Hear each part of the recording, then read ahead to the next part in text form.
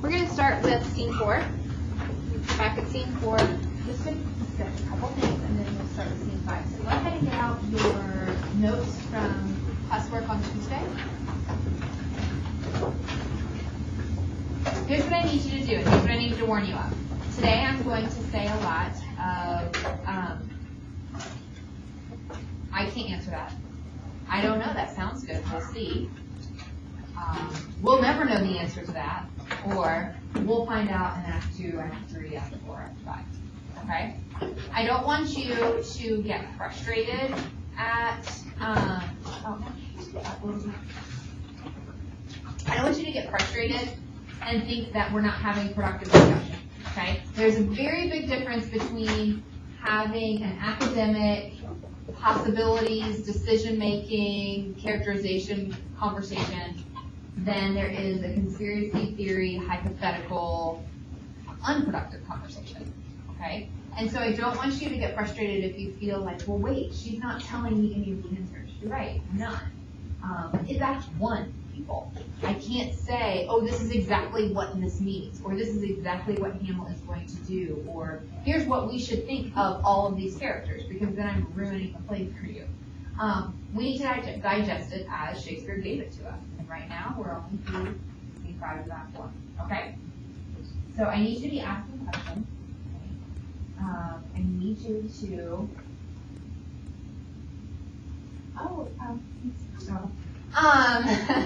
So ask questions.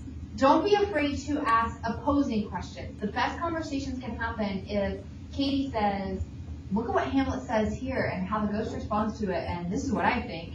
And we talk about that for a few minutes, and then Sarah says, I see what you mean, but what about this? And it seems to be the opposite. It's okay. It's not arguing, and it doesn't mean that, you know, whatever Katie or Sarah said is stupid. It means that we're trying to develop our ideas. Okay? So scene 4, we're sort of preparing to meet the ghost. And I think we've already talked about how Hamlet's focus seems to be on Claudius's immorality. Have we already talked about this in here? He's very frustrated by the drinking and what he considers this like rowdy party that's happening in the kingdom, right? And especially when he is so. And the human part of this play, there really is nothing more annoying than when you're sad and depressed about something, and everyone else seems to be happy, right? We can at least agree there. Doesn't the whole world know it needs to feel exactly how I feel right now? And so we can sense Hamlet's frustrations there, but perhaps this is really important considering what Hamlet learns in scene 5 and says, oh my prophetic soul.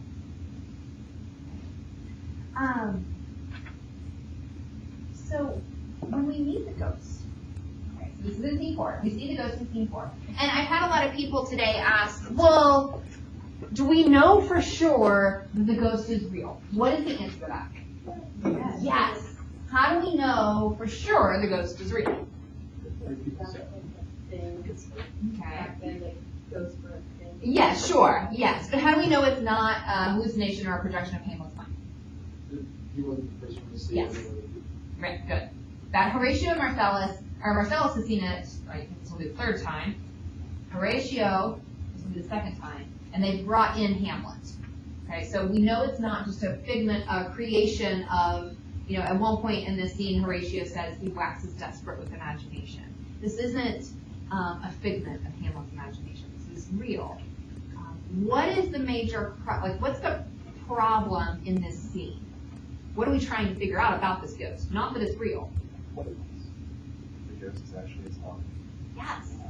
Is the ghost of Hamlet, or is it, we're going to be talking a lot about putting things in people's ears. Is this something to poison, is this going into Hamlet's ears to poison Hamlet? We don't know.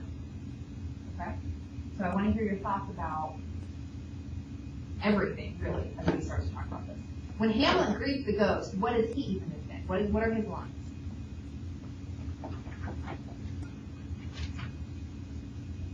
We're still at the end of scene 4. Horatio says, "Look, my lord, it comes." Hamlet says, bring with the air of heaven or glass from hell. Good. Right. We get that back and forth, right? Well, first he calls upon heaven, angels and ministers of faith, or grace, defend us. Then it's, are you a spirit author or a goblin dance? Are you heaven or hell? Be thy intent wicked or charitable?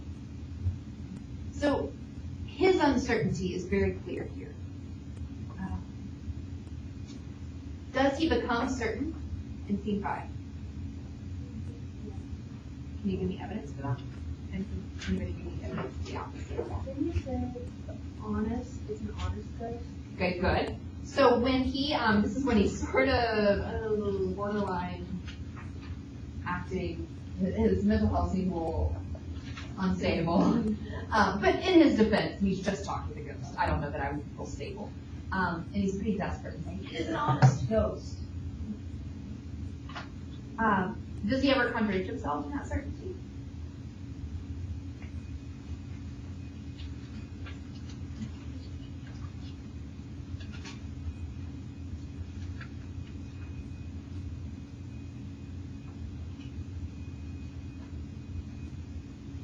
Look at after the ghost exits. Al. Yes, good. Oh, you all, you host of heaven, O earth, what else? And shall I couple hell? Oh, die. This is after the ghost exits, after saying, remember me. It seems pretty uncertain here. I still don't know where you come from. And so how should we maybe adjust our language? So he's uncertain about the source of the ghost, but he says it is an honest ghost, so what does that mean? I think that he truly believes that Claudius did kill his father. He just doesn't know if it's, I don't know, like a ghost is real. I think he just thinks. Okay, good. That's a good clarification. So he's bought in. He is all in. Like all of his chips are in, right? In regards to the ghost telling the truth. It seems like he is. But again, as we established earlier, what has the ghost called upon him to do? Yeah, I mean minor details. Committing murder, regicide. It's not. That's certainly not listed in those 10 commandment thingies, right? For sure is. Okay.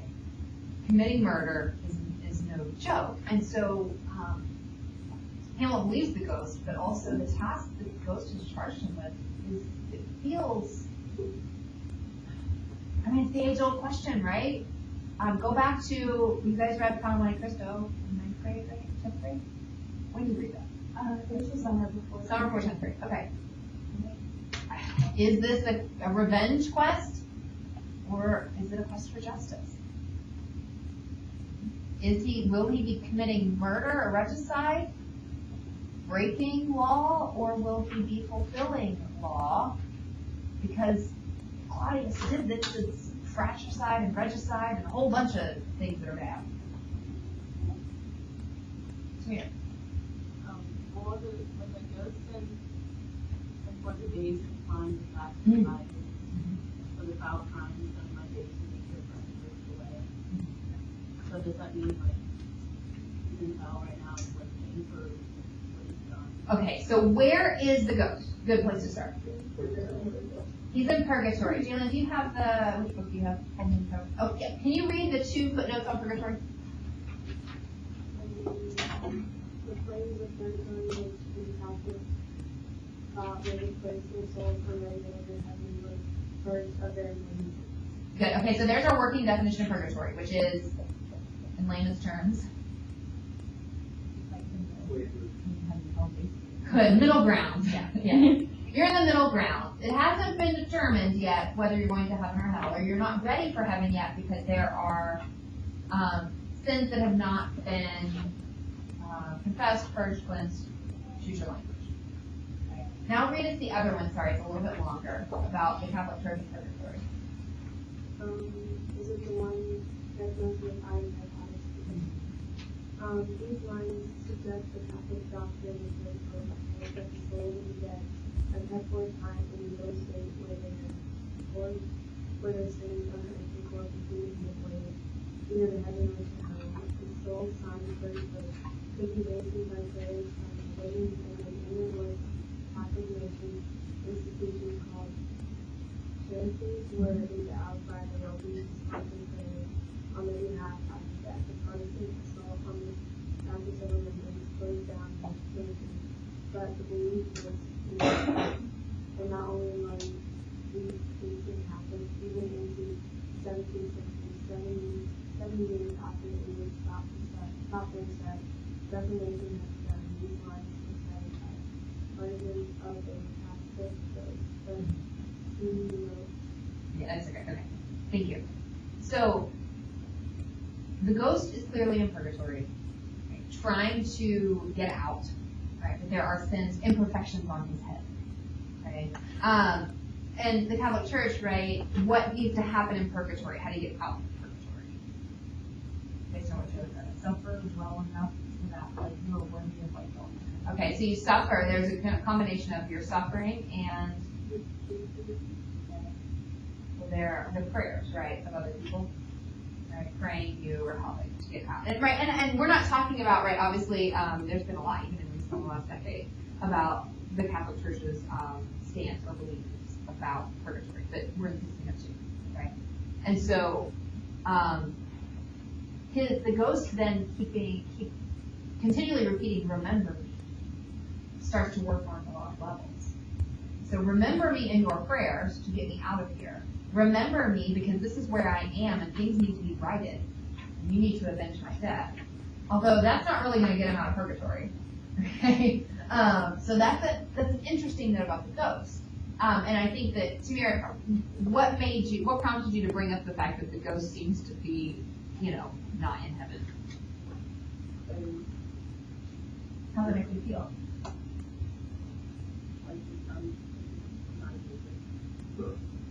So then it begs the question,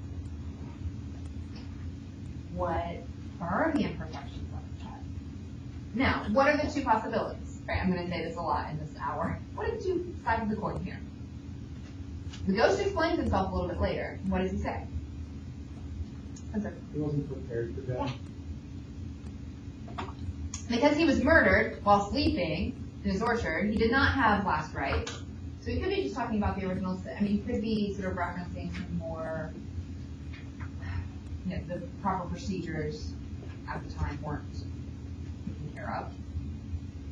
He hadn't been to confession recently. There was something small. There's something, I don't know. We don't know. Okay, that could be one side of the coin. Well, I was murdered and therefore I was not prepared for that. And then the other side of that is maybe Tamir, what I'm feeling from her, which is, I think I'm a little suspicious.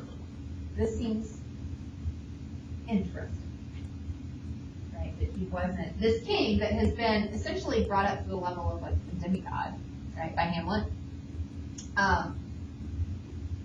is suffering in purgatory. And again, we're just collecting information. I'm not telling you anything. And honestly, guys, we may not ever know the source of this ghost. We know the effects, okay? We know this sort of cause and effect situation, but this is a play of uncertainty, and so we may not get all the answers that you are going to want. Right? So just deal with it. So, anything else that the ghost tells you initially about purgatory that makes you feel one way or the other?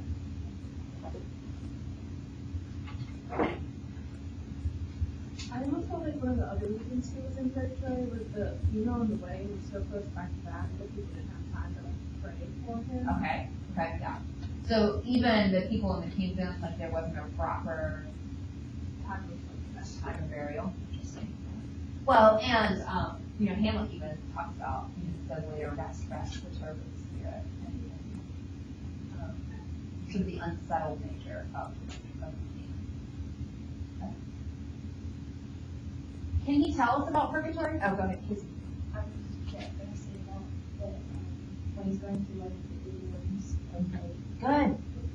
saying if I told you about this, it was like your eyes stuff. says, no, I can't say that. It's convenient, right? Very good. That's suspicious. It is. For him to say, okay, and by this time we're at 5. And for the day confined to fast and fire, till the foul crimes done in my days of nature are burnt and purged away. But that I am forbid to tell the secret in my prison house, I would a tale unfold whose life's word would harrow of thy soul. Breathe thy young blood, make thy 2 eyes like stars start from their spheres. Thy knotted and combined locks depart from each particular hair to stand on end. So purgatory is bad, but can you tell us anything? Yeah. So I've got this really big secret that's really bad, and I want to tell you all about this stuff, but I can't. But trust me on it. And P.S. Kill the king.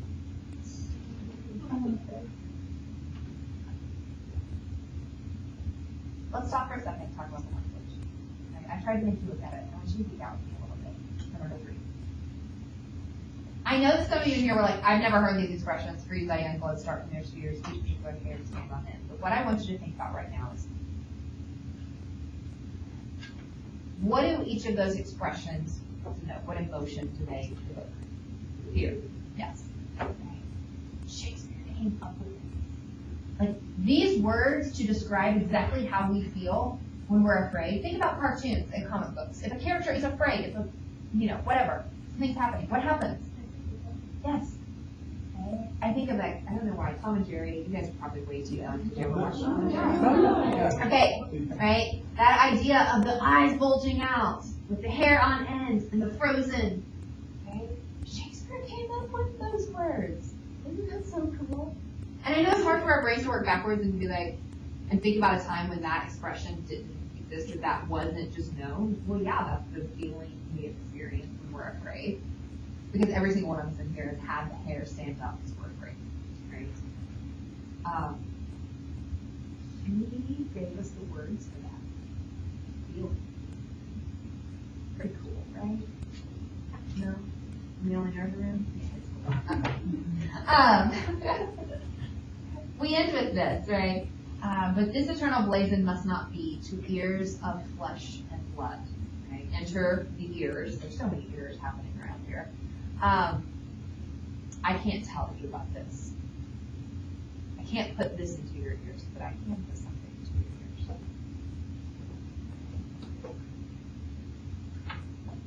Which leads us to what happens. Okay. So what, Aaron? I said, because you were talking about, like, something that Hamlet did, but then, like, what he's putting in Hamlet's ear to the story about how someone was pointing at his own ears. Yeah, that's. So, that means we have to understand that this is working literally, and it's also working figuratively. That this play is, on some levels, about human lives and what we hear, and what we believe, and what we rumor versus truth. What we do with that information that we hear. And I think that if you're feeling unsure right now, that's good. That's how you're supposed to feel. That's how Hamlet feels. At least right now. Okay. So, talk to me about how the ear thing works literally. Body is poisoned. By putting poison into his ear. Absolutely. Get it. He's sleeping. He's poisoned. But let's look at the description. Let's look at the language. "'Tis given out, now Hamlet here." Right, there's our ears again. Here. Now Hamlet here. I'm about line 30-ish, 35, and C5. "'Tis given out that sleeping in my orchard a serpent stung me, so the whole ear of Denmark is by a forged process of my death frankly abused. But know, thou noble youth, the serpent that did sting thy father's life now wears his crown." What new information do we have? Claudius is presumably who killed Hamlet. And what's the figurative language used and why is that so important? Uses, or he metaphorically compares Claudius to a snake. Which means? Refers to what is innocent, like. He's a snake. Oh, you mean Hamlet is the innocent one. Very good. Well, I was sort of thinking like the king was the innocent one, so because like snake got that. Like, Oh, but Claudius, good, okay. Yeah. Claudius is the snake, though. well, yes, Yes. yes. So the Hamlet would be innocent, or old Hamlet. Yes. Okay, there we go. Yes. That's what I was looking. Got it, okay. You said Hamlet. I was Which like, one are we what? talking about? Yeah. Okay, so as Sam pointed out, we are in the Garden of Eden. We're in an orchard. There's a snake. Come on. Okay. Here's what I need you to recognize. We're going to talk a little, about several allusions throughout this play. I will always be here to help explain them if you don't understand them or if you're not readily familiar with Adam and Eve or Cain and Abel or whatever it's referencing. But what I need you to understand is that we are beyond the point of, I see the illusion, look, it's there, I identified it. Hamlet uses, right, or Shakespeare uses the illusion of Adam and Eve to talk about Claudius' death, or Hamlet's death. We are beyond that. We can't just do that. So you have to do what Sam actually did, which is really good. Pinpoint, what's the usefulness? Why is this effective? Okay. Shakespeare's not just showing off by randomly putting him in an orchard and comparing Claudius to a snake. He wants us to understand that according to this ghost, Claudius is who? The Satan, yes. Call it Satan, call it the devil, call it evil, sin, temptation.